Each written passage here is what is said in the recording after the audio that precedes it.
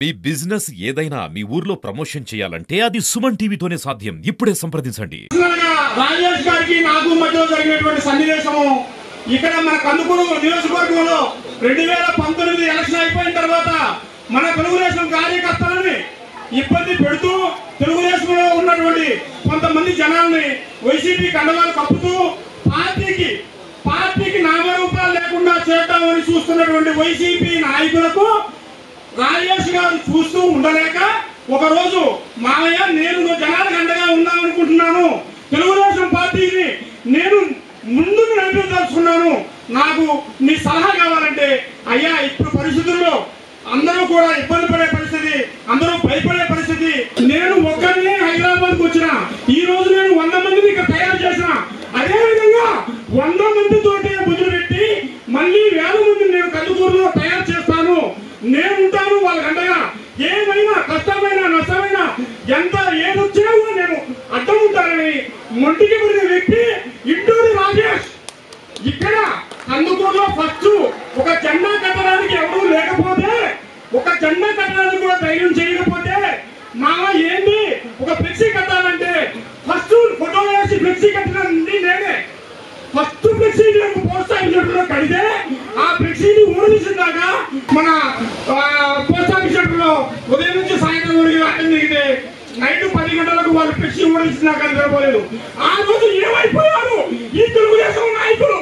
తెల్లవారి పొద్దున కల్లా రాజేష్ వచ్చి ఎలా తీస్తారని వాదిస్తే అప్పుడు మీరు కేసులు పెడతాం, అచ్చేస్తాం, ఇచ్చేస్తాం, పార్టీ ప్రజలు ముఖ్యం, నా ప్రజలు కావాలి, నా ప్రజల కోసం నేను గెలిచిన పెడతాను అని ముందుకు తిరిగి వ్యక్తి ఇంటూరి రాజేష్. ఈ రోజు చెప్తున్నాను, మా ఏది కూడా మాట చెప్పడు, మాట చెబితే దానికి తగ్గే వ్యక్తి కాదు. అవసరమైతే ఎంత నష్టాన్నైనా భరాయిస్తాడు. ఒక మనిషిని నమ్మితే ఆ మనిషిని నమ్మడం కోసం ఆ మనిషిని అనుభవం కోసం ప్రాణంగా ఇచ్చేటటువంటి వ్యక్తి, అంత గట్టి వ్యక్తి. దయచేసి అందరూ కూడా మనమందరం కూడా మాట్లాడుకొని ఏం చేద్దాం, ఎలా చేద్దాం అనేది అందరం మాట్లాడుకొని దానికి ఒక సజెషన్ ఇద్దాం. ఇచ్చిన దాన్ని బట్టి మనం ఏం చెప్తే అడగడానికి మన నాయకుడు సిద్ధంగా ఉన్నాడు. దయచేసి జోహార్ ఎన్టీఆర్. ఉన్నానయ్యా అంటూ కాలు పెట్టినటువంటి వ్యక్తిత్వం కలిగినటువంటి వ్యక్తి. ఆయన ధైర్యానికి కూడా మేము ముందు సంతోషించాం. ఈయనేదో ఊరికి అట్లా వ్యాపారం చేసుకుంటున్నాడు, అట్లా వచ్చి వెళ్ళిపోతాడేమోనని.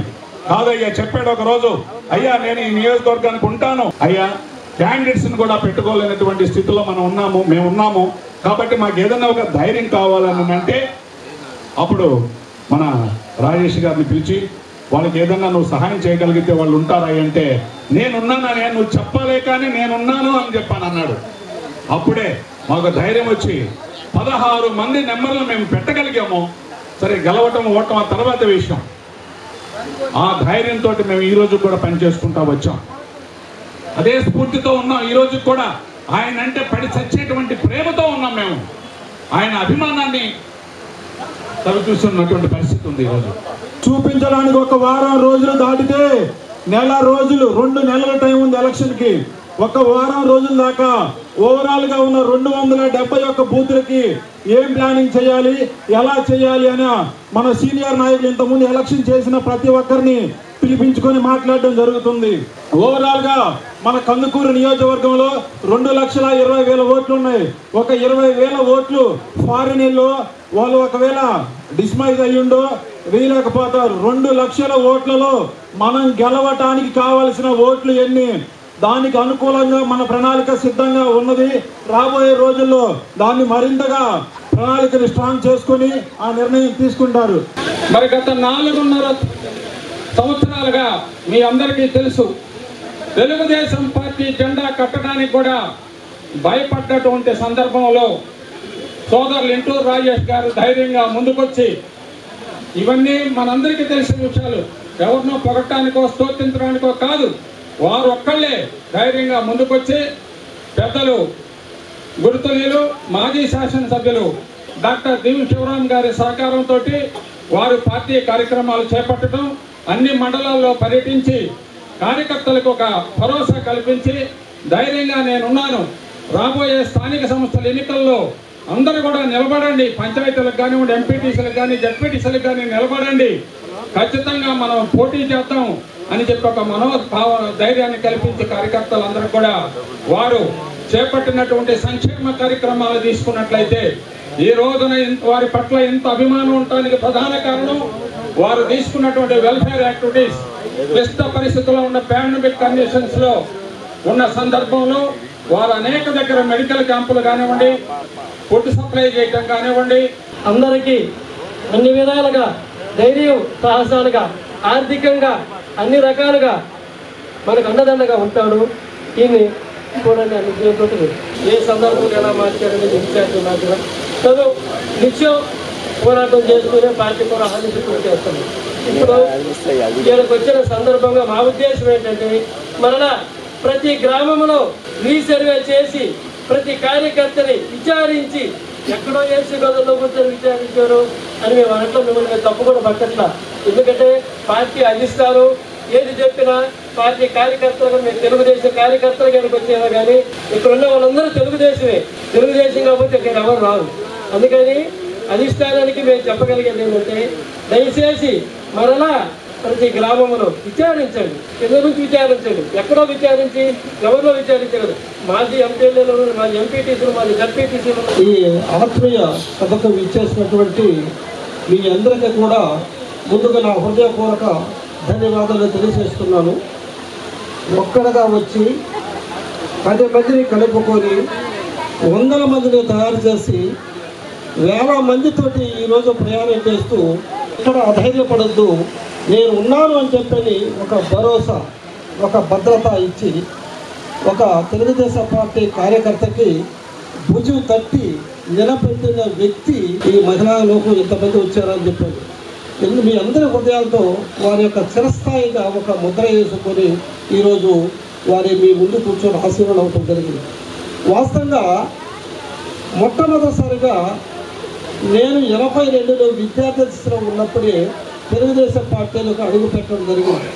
ఆనాడు నుండి ఈనాడు వరకు మాట తప్పకుండా పార్టీ జెండా ఎత్తిన జెండా పార్టీ జెండా దించకుండా ఇప్పుడు వరకు కూడా పార్టీలో పనిచేసుకుంటూ ముందడుగులేస్తూ అనేక రకాలైనటువంటి చేదు అనుభవం చుట్టూ కూడా ముందుకు అడుగులేస్తున్న ఈ సందర్భంలో పంచాయతీ ఎలక్షన్లప్పుడు ఎలా కండక్ట్ చేయాలి, ఎలా దీన్ని నిర్వర్తించాలి, పార్టీ సృష్టి నిశ్శబ్దంగా కొంత ఆగాల్సి వచ్చింది.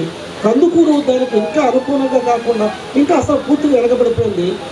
ఈ సందర్భంలో రాజేష్ గారు నేనున్నాను, మీ అందరికీ మీకేం బాధ లేదు అని చెప్పి వచ్చి రాజకీయ నేపథ్యం చూసుకుంటే తాతలు తండ్రులు వారసత్వ రాజకీయాలు లేవు ఆయన దగ్గర. ఒక్కడే వచ్చాడు, తనకున్నది ఒకటే ఒక ఆయుధం, తన దగ్గర మందహాసం మాత్రమే. చిరునవ్వుతోటి ఎంత కష్టాన్ని సరే చిరునవ్వుతోటి వారు ఎదుటి మనిషికి ఇస్తూ ఆ చిరునవ్వుతోటి ఆప్యాయతను కలిగించుకుంటూ ముందుకెళ్తున్న త్వరలో మేము రాబోయే రోజుల్లో మీకు అండగా ఉంటామన్నా మీరందరూ కూడా ఏమంటే మేమందరం కూడా మీకు అండగా ఉంటాము. మంచి ఇప్పుడు ఇది కాదు, వ్యక్తిగా కాకుండా ఒక శక్తిగా మీరు తయారయ్యి ఒక మంచి పొజిషన్ మీరు చూడాలి ఉండాలని చెప్పని మేము ఆనాడే చెప్పాము. అన్ని సంఘాల నుంచి వచ్చిన పెద్దలందరికీ చిన్నారులకు అందరికి కూడా నా ధన్యవాదాలు. అయితే ముఖ్యంగా ఇప్పుడు రాజేష్ అనే వ్యక్తి మాకు బాగా వ్యాపార రంగంలో మంచి మిత్రుడు. అయినా అలాంటి మిత్రుడిని నేను ఎన్నో దిక్కులా చూసుకుంటూ వచ్చినా కానీ ఒక మాట అంటే మాటగా ఉండే మనిషి.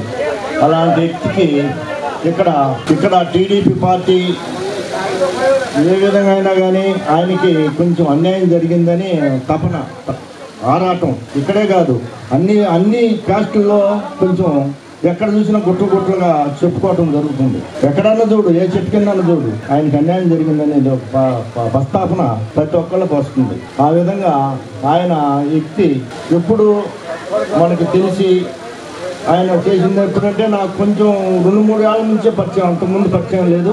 ఆ విధంగా మంచిగా నియోజకవర్గం మొత్తం కూడా మంచి పేరుంది ఆయనకి.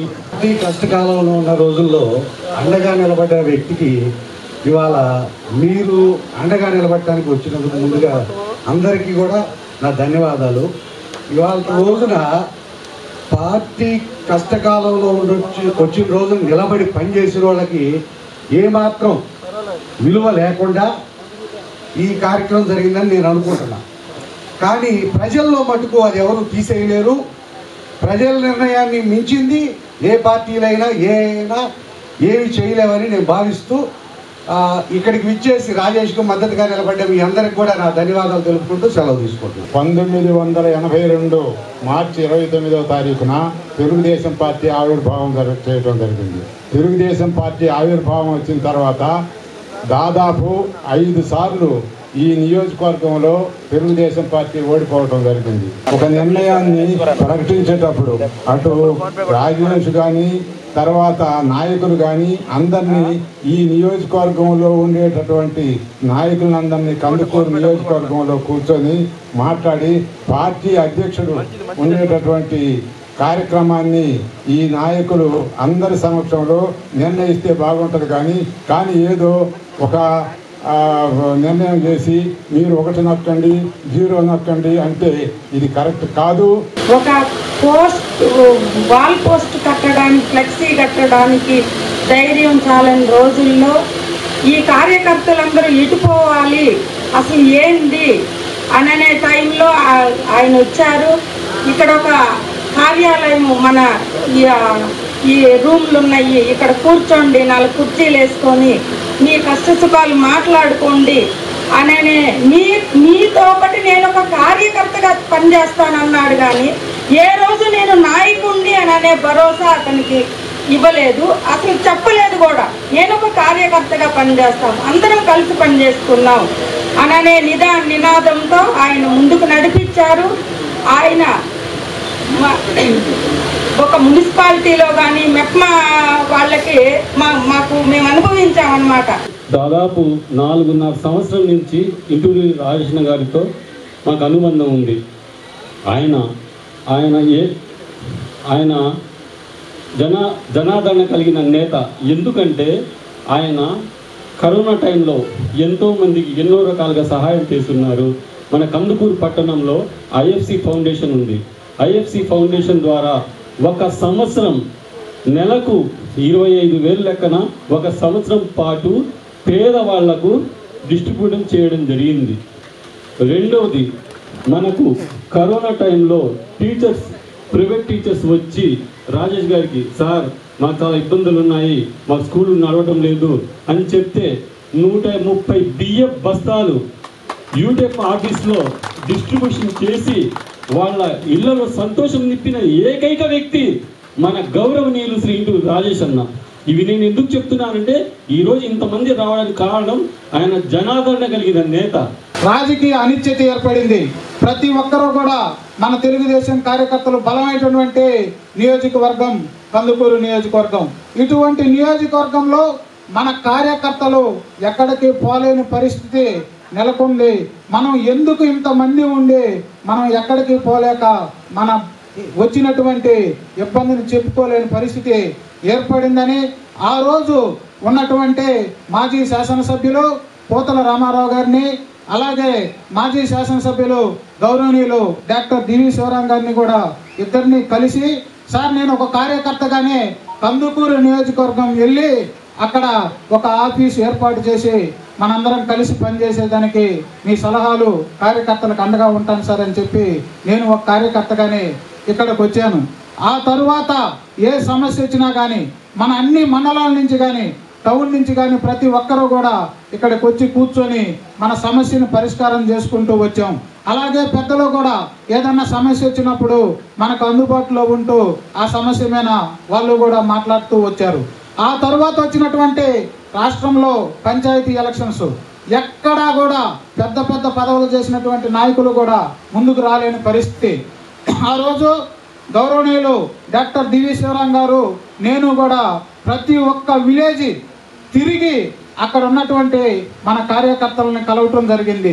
ముందుగా ప్రతి ఒక్క కార్యకర్త కూడా అడిగింది ఏంటంటే, మేమందరం కూడా ప్రభుత్వం ఉన్న టైంలో వర్కలు చేశాము, బిల్లులు రాలేదు కాబట్టి మేమందరం సార్ ఈసారికి మమ్మల్ని వదిలేయండి, పరిస్థితి బాగలేదు సార్ అంటే, లేదండి మేము అండగా ఉంటాం, పార్టీ గాడి తప్పిద్ది, మనం ప్రతి ఒక్కరం కూడా కలిసి పని చేసుకోవాల్సిన పరిస్థితి ఉందని చెప్పి శివరాం గారు భరోసా ఇచ్చారు. శివరాం గారితో పాటు నేను కూడా తిరిగి భరోసా ఇచ్చాం. అప్పుడు ప్రతి ఒక్కరు కూడా ఇంకొక ప్రశ్న అడిగారు, ఏమండి ఈరోజు మీరు వచ్చారు, నుంచోమంటున్నారు, నుంచుంటాం, మీరు ఎంతో కొంత సహాయం చేస్తారు, పర్వాలేదు, అయినా కానీ మేము కష్టపడతాం. రేపు పొద్దున మీ ఇద్దరు గనక ఏదన్నా పదవులు రాకపోతే, ఎవరికైనా వస్తే, మాకు ఏదన్నా ఇబ్బంది వస్తే ఏందండి పరిస్థితి అని అడిగారు. మేమిద్దరం కూడా ఒకటే చెప్పాం, పదవులు వచ్చినా రాకపోయినా ఏది జరిగినా ఈరోజు మీకైతే ఏదైతే మాట చెప్పామో మీకు అండగా మేము బతికున్నంత వరకు కూడా ఉంటాం, కానీ ఏ ఒక్క కార్యకర్తకు కూడా నష్టం జరగనీయమని చెప్పి ఆ రోజు ప్రతి ఒక్క ఊర్లో కూడా చెప్పడం జరిగింది. ఆ తరువాత జరిగినటువంటి పరిణామాల్లో మనకి ఇన్ఛార్జి రానప్పటికీ కూడా మీరందరూ చూస్తూనే ఉన్నారు. ఏ ఒక్క అవసరం వచ్చినా కందుకూరు నియోజకవర్గంలో ప్రతి గ్రామంలో ప్రతి మండలంలో ఏ పార్టీ ప్రోగ్రాం చేసినా కానీ మనం వెళ్తూనే ఉన్నాం. ఏ కార్యకర్తకి ఏ ఇబ్బంది వచ్చినా కానీ అండగా ఉంటూనే వచ్చాం. నిన్న జరిగినటువంటి పరిణామాల్లో మనకి ప్రతి ఒక్కరూ చెప్తూ ఉన్నారు, సార్ మనం గ్రౌండ్లో లేకపోవటం వలన ఏదన్నా పొరపాటు జరిగిందేమో, మన ప్రజలందరూ కూడా మిమ్మల్ని నమ్మినటువంటి మీ అంటున్నటువంటి 4 సంవత్సరాల నుంచి ఉన్నటువంటి ప్రతి ఒక్కరూ కూడా బాధపడుతున్నారు. మీరు తప్పకుండా కందుకూరు రండి, మనందరం కలిసి మన వాళ్ళ సలహాలన్నీ తీసుకొని మీరు ముందడుగు వేయండి, మనకంతా మంచిగా జరుగుద్ది, మనం ఎవరికి కూడా హాని చేసినటువంటి మనస్తత్వం కాదు కాబట్టి మీరు వచ్చి ప్రతి ఒక్కరి సలహాలు తీసుకోండి అని నాకు అందరూ కూడా ప్రతి ఒక్కరూ ఫోన్ చేయడం జరిగింది. ఆలోచన చేద్దాం, తప్పకుండా సోమవారం రోజు సాయంత్రం నేను కందుకూరు వస్తున్నాను. గౌరవనీయులు రామారావు గారి సలహాలు, అలాగే గౌరవనీయులు శివరాం గారి సలహాలు, ఇక్కడికి వచ్చినటువంటి ప్రతి ఒక్క కార్యకర్త, మండల స్థాయి నాయకులు, గ్రామ స్థాయి నాయకులు, సర్పంచులు, ఉప సర్పంచులు, మాజీలు అందరి సలహాలు తీసుకొని ఒక మంచి నిర్ణయం దిశగా నేను ప్రతి ఒక్క అడుగు వేస్తాను. కానీ నా ఒక్క నిర్ణయం కాదు, నా కోసం మీరందరూ ఉన్నారు. మీకు ఏది జరిగినా ఎంత కష్టం వచ్చినా నా గొంతులో ప్రాణం ఉన్నంత వరకు ప్రతి ఒక్కరికి మాట ఇస్తున్నాను. రాబోయే రోజుల్లో అది ఎంత కష్టమన్నా రాని, ఎంత నష్టమన్నా జరగని మంచి నిర్ణయం వస్తుంది. మనకు టైం ఉంది. పెద్దలు నరసింహారావు గారు చెప్పినట్టుగా నా పొరపాటు ఏదన్నా ఉంటే నేను ఆఫీసులో కూర్చొని మీతో మాట్లాడటం కాదు, రేపు ఉదయం అంకమ్మ తల్లి ఆశీస్సులు తీసుకొని రేపు సాయంత్రం నుంచి గ్రామంలో ఇంటింటికి తిరిగి నేను చేసినటువంటి పొరపాటు ఏందో ప్రతి ఒక్క తెలుగుదేశం పార్టీ కార్యకర్తని అడిగి తెలుసుకుంటాను తప్ప వెనక్కి పోనని ప్రతి ఒక్కరికి తెలియజేస్తూ సెలవు తీసుకుంటున్నాను.